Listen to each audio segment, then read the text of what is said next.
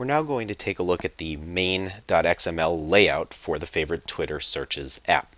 Now, in this particular app, we once again chose to use a table layout, which we introduced in the previous lesson.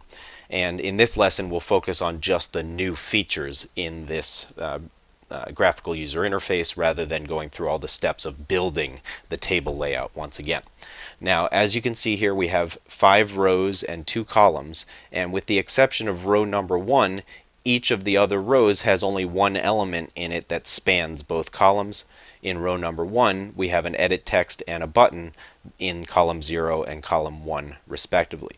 Now, because only one of the rows in this example has multiple elements, we could have used other layouts to build this same GUI.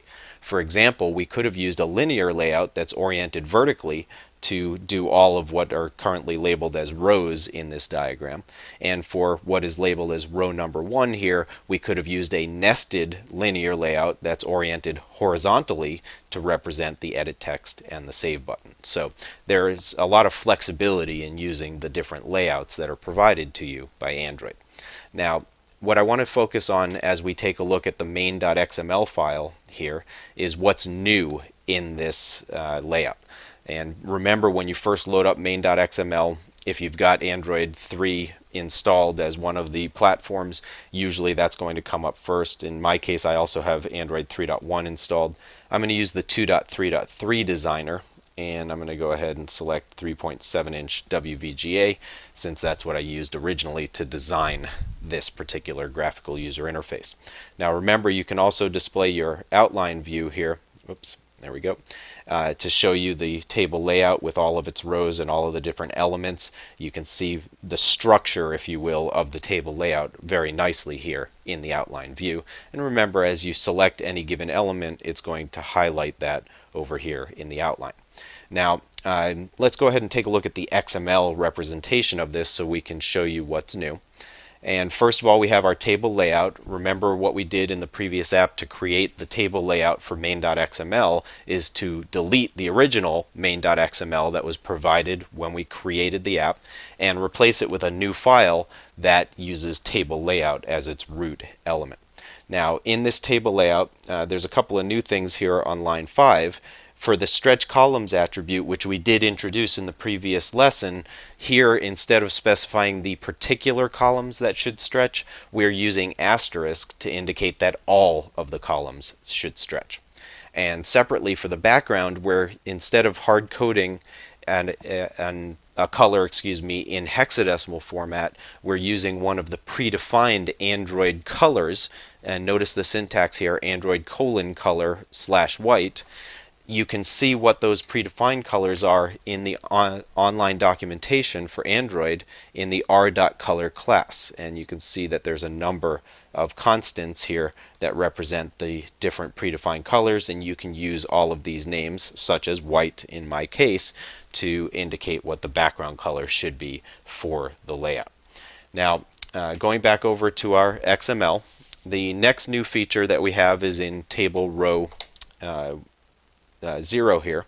And we have an edit text, and within that edit text, we showed you previously that you can specify the input type for the edit text, which is going to determine which keyboard gets displayed when the user touches that edit text, or if it's a device that has a built-in keyboard, it's going to help restrict what the user can type into that particular edit text. In this case, it's called the query edit text. And one of the new features here is the hint option, or the hint attribute. With the hint attribute, you can specify a hard-coded string or a string resource, as we did here, and that text gets displayed in gray by default in the background, if you will, of that input or that edit text element. That way, it gives the user a hint as to what the purpose of that edit text is, and that hint text goes away once the user starts typing in the element. The other new feature that we have here is the Android IME options attribute, and we've specified here action next. Now, let me go over to the AVD for a moment to show you what that means. Basically, when I type in this text box here, what's going to happen is the keyboard is going to be displayed, or as I click in it, and you'll notice that the button in the bottom right corner of the keyboard here is next. So if I now use this keyboard to enter a search, so let's just go ahead and do that through the keyboard on the screen here. I'll say we're going to do a search for Dytel. Now if I hit the next button, watch what happens at the top of the AVD. Now the next element, the tag edit text, gets the focus so that the user can immediately start typing again in that edit text. So by specifying the IME option action next, it went ahead and allowed me to jump from the edit text where I was typing directly to the next edit text where the user should then tag the query. Now if I then tag my query, again let's say I tag it, I'll just say Dytel again here for demonstration purposes. Now if I hit the done button, what that does is dismiss the keyboard, and now I can hit save to save my tagged query.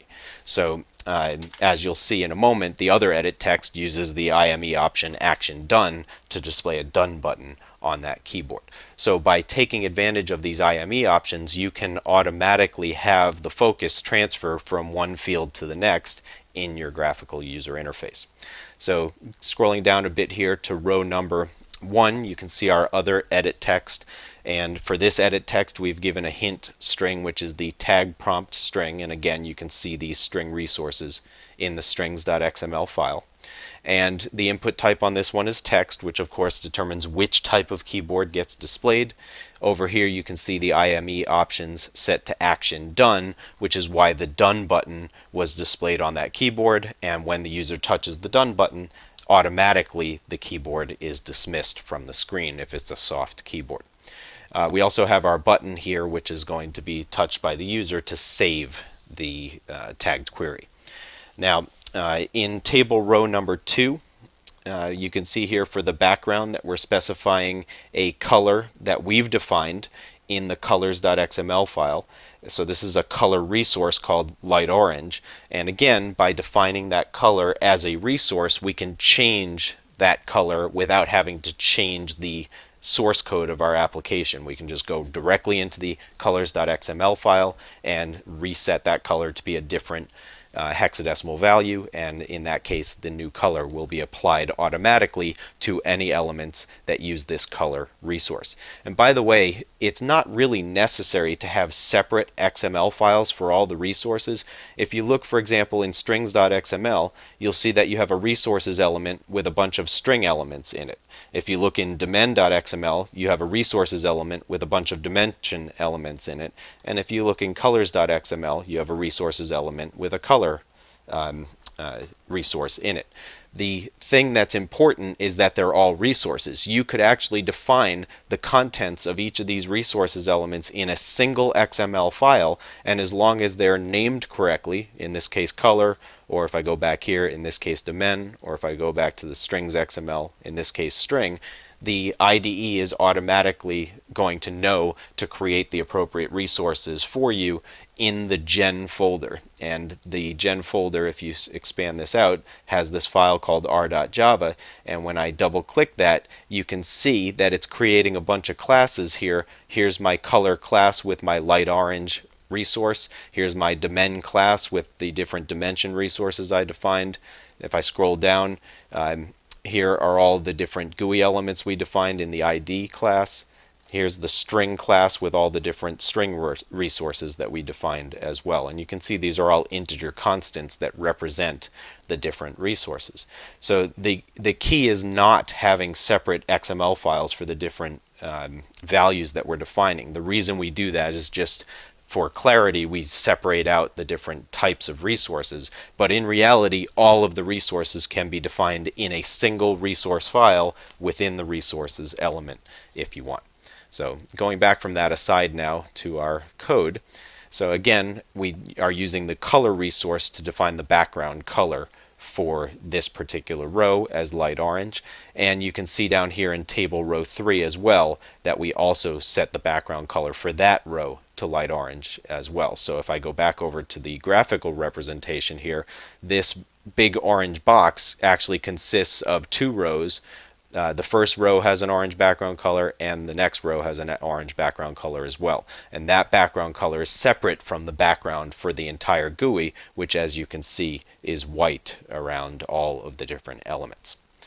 All right, so going back over to our layout now as well, we've set for this text view the text color to be black because the default is a lighter gray color that doesn't stand out as well. Notice for this text view in table row 2 that we've also set its text size to 18sp to make it a bit bigger than the default. Scrolling down now to table row 3 to take a look at what's new there. Within this table row, you'll notice a couple of things. First of all, you'll notice that this is the only row where we specified the layout weight. And we set its layout weight to 1. And basically what that allows us to do, regardless of the size of the actual screen on which we display this app, the scroll view that shows up in this table row here is going to take up basically all the remaining space that's not occupied by row 0, row 1, row 2, and row 4. So that way we can allow this area to expand to allow us to have as many possible tag buttons and edit buttons as we can see. And remember, this is a scrollable area, so if we can't see all of the buttons, the user can still scroll through that area to see the buttons and touch the appropriate one. So going back over to our code, again, we've set the layout to 1 for that particular row and only that row.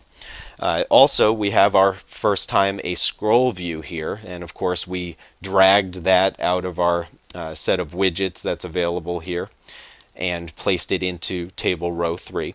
So for the scroll view, like any other element, we give it an ID. We specified its layout width to match parent, and the span to 2 because it's going to span both columns.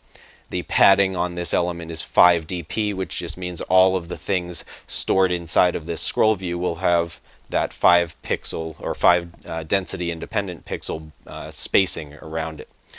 Within the scroll view, we placed an empty table layout, and we're going to be adding rows to that table layout that represent all of the different tag buttons and their corresponding edit buttons. You can see that the table layout is set to match the size of its parent, which is the scroll view. Again, we use the padding attribute to provide some spacing within the layout, and we set the stretch columns to asterisk here so that all of the things we place into that table layout row by row will have the columns stretched to fill the entire width of that table. Now in table row 4, down at the bottom here, we have our button, and that button is going to be used to clear out the entire set of queries that we've saved previously. So that's the main layout. In the next video, we're going to take a look at another layout called New Tag View, which we're going to be inflating dynamically to create the query buttons that are displayed inside of this table layout within the scroll view.